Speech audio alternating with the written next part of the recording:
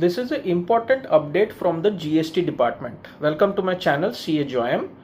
अब इन्वेस्टिगेशन के दौरान डिपार्टमेंट जब किसी को इन्वेस्टिगेट करता है, इन्वेस्टिगेशन के दौरान एक एसएससी DRC 03 के तहत कुछ टैक्स वॉलंटरीली पेमेंट कर देता है। तब तक डिपार्टमेंट का कोई डिमांड ऑर्डर नहीं आता है, वो वॉलंटरी पेमेंट थ्रू DRC 03 रहता है।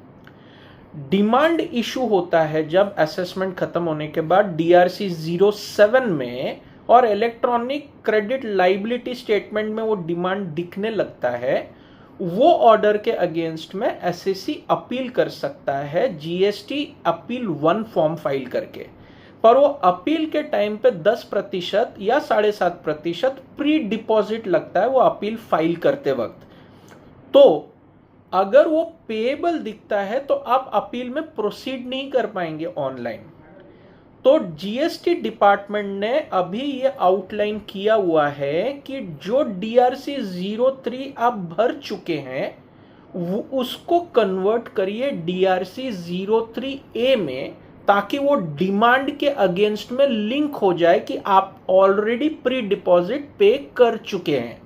This will help you further cash flow, मतलब फिर से पेमेंट करने की जरूरत नहीं है। जो आप वॉलंटरी पेमेंट कर चुके हैं that will be considered as a pre deposit against the demand ID created on your portal, GST portal, against your login ID। वो सर्विसेज एप्लीकेशंस में आपको दिख जाएगा। अभी एसएससीज क्या कर रहे हैं, फिर से भरने की कोशिश करते हैं और कैश फ्लोज डेंट हो जाता है। तो ऐसा मत करिए। जीएसटी डिपार्टमेंट ने बोला है जो आपने वॉलंटरी पे किया हुआ है DRC 03 वो कोई डिमांड के अगेंस्ट में लिंक्ड नहीं था। डिमांड के अगेंस्ट में लिंक करने के लिए DRC 03 को DRC 03A में कन्वर्ट करिए। ऑटोमेटिकली वो डिमांड ID ऑर्डर मेंशन करके DRC 03 लिंक कर दीजिए। तो अपील फाइल करते वक्त जो आपने वॉलंटरी पेमेंट किया हुआ है उसको प्री डिपॉजिट माना जाएगा।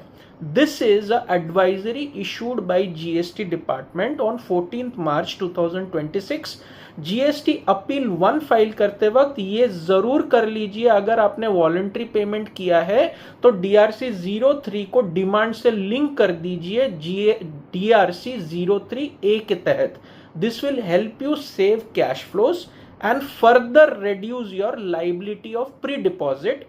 अगर अंडरपेड है तो जो बैलेंस बचता है उतना ही पे करके आप अपील में प्रोसीड करिए। Please like and subscribe to the channel. Hope you are liking the regular updates.